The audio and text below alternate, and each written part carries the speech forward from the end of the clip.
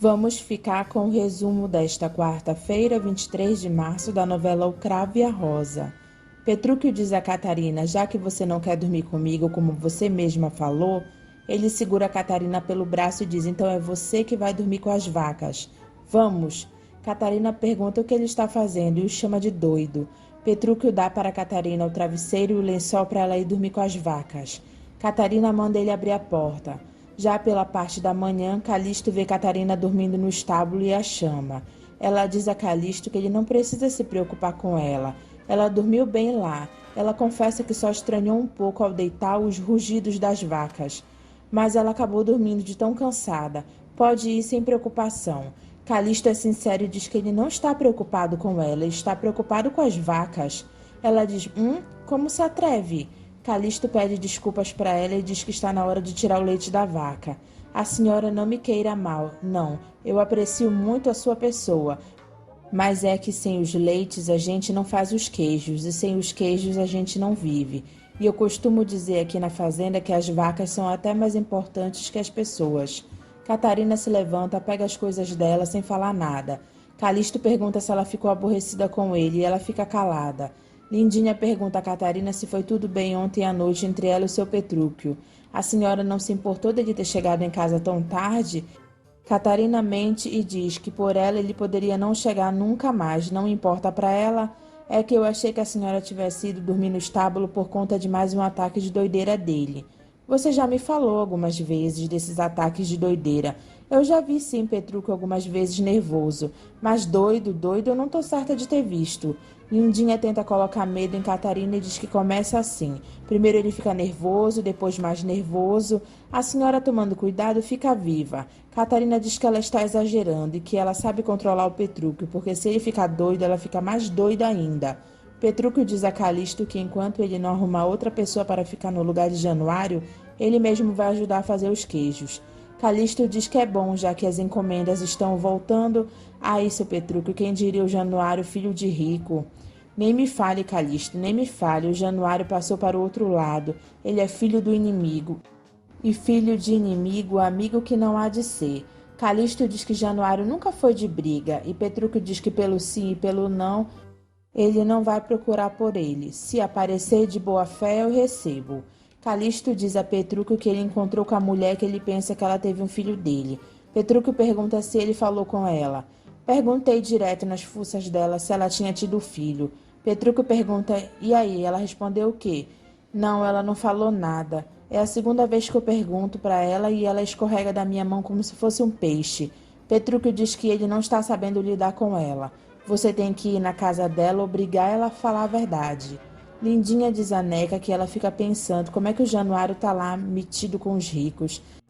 Neca diz para ela acreditar que ele tá muito bem, porque com os luxos a gente se acostuma depressa. É, eu sei. Sabe que às vezes eu penso que a senhora foi muito ruim comigo, né, Neca? Neca diz: eu? A senhora nunca me aconselhou a casar com Januário. Hoje eu estava rica. Neca diz que ela cansou de dizer para ela parar de correr atrás de Petrúquio, para olhar para os lados e enxergar o Januário. Você nunca me avisou que ele poderia ser um sapo que iria virar um príncipe.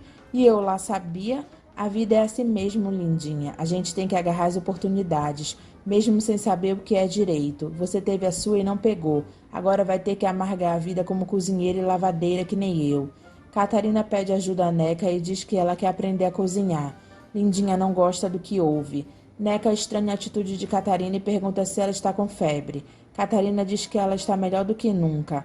A senhora não vem me dizer que vai conquistar o seu Petrúquio, dona Catarina, porque eu imagino...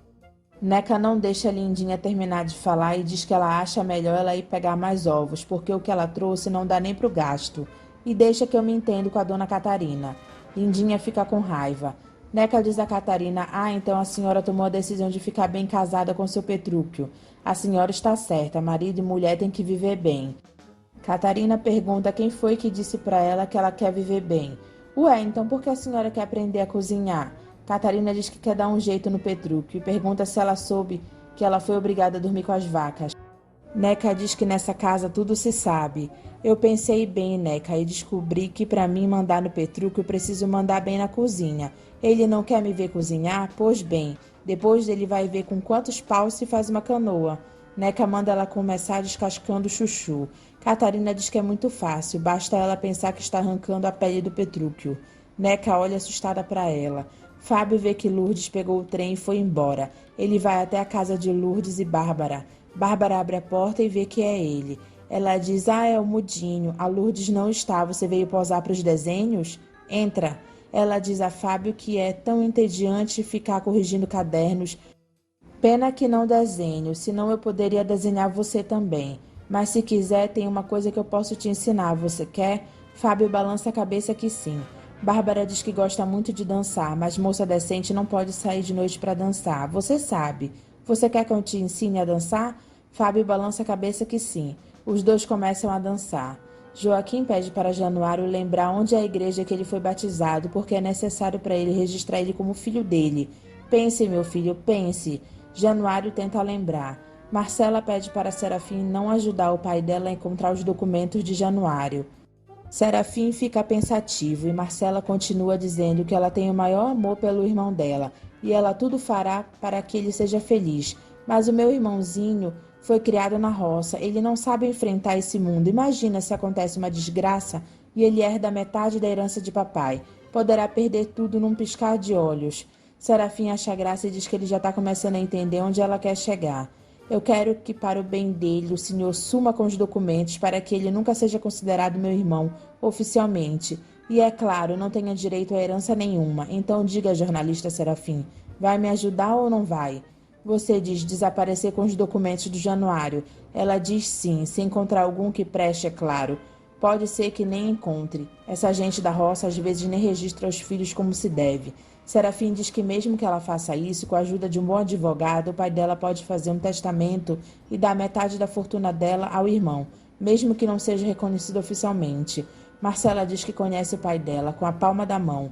Ele nem está pensando em testamento, só em ter um filho homem para continuar o nome da família, já que nós mulheres temos que adotar o nome do marido, e eu, ai de mim, nem noivo tenho. Serafim beija a mão de Marcela. Ela diz: jornalista Serafim, como é gentil, cavalheiro, beijou a palma da minha mão. Eu a beijaria toda se me permitisse. Ela diz que é um lástima que Petrúquio seja uma doença para ela. Ezequiel não gosta nada de ver Serafim dando em cima de Marcela. Serafim diz que ele pode ajudar ela a esquecer o Petrúquio. Ela diz: quem sabe, mas existem coisas mais úteis. Se descobrir algum papel que comprove o nascimento do Jeca, entregue-os nas minhas mãos. Terá toda a minha gratidão e quem sabe algo mais. Conte comigo, mademoiselle. Neca continua ensinando Catarina a cozinhar. Catarina diz que agora ela pode cozinhar sozinha. Pode ir. Neca fica olhando para ela desconfiada. Catarina joga as pedras que Neca separou do arroz de volta para cozinhar com ele. Ela joga o arroz com pedra e tudo na panela e uma cebola inteira com casca na panela. Ela pensa: cadê o açúcar? Joana diz a Berenice que ela vai falar com a dona Mimosa. Ela sempre foi tão boa com ela e se eu tiver sorte eu vou encontrar o Manuel cuidando do carro.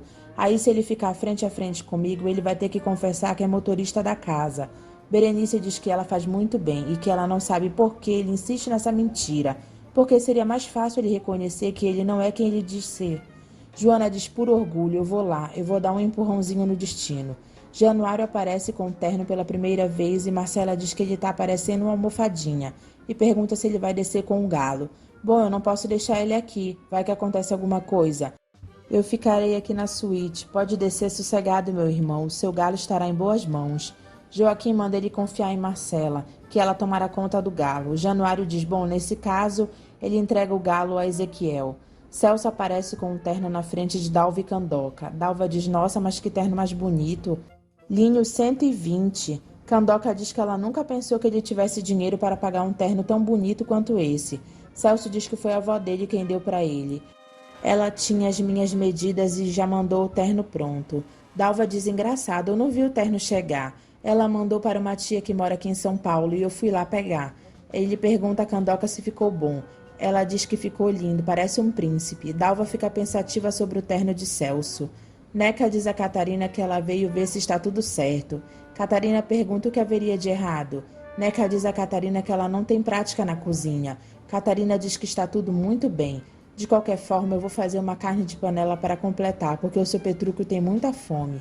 Catarina diz: de jeito nenhum, Petrúquio não quer que eu cozinhe, pois eu vou cozinhar. Petrúquio pergunta a Calixto o que é que faz uma mulher sentir mais ciúmes de um homem. E Calixto responde encontrar um fio de cabelo de outra mulher no paletó. As mulheres ficam doidas quando isso acontece. Petrúquio diz que então ele vai ter que encontrar com a moça de novo. Calixto, você vai lá na cidade levar um bilhete para ela. Calixto pergunta, ela quem? Petrúquio diz, a outra. Calixto pergunta se ele está interessado na sirigaita. O senhor mesmo disse que ela não é fluxicheire. Petrúquio diz que o dia que ele precisar de conselho, ele vai pedir a um padre. Você vai sim levar um bilhete para ela no Hotel Royal. Foi lá que você se encontrou com ela quando ela fingiu que era compradora de queijo. Calixto diz que ela estava lá toda se mostrando. Aquela moça tem o diabo no corpo, hein?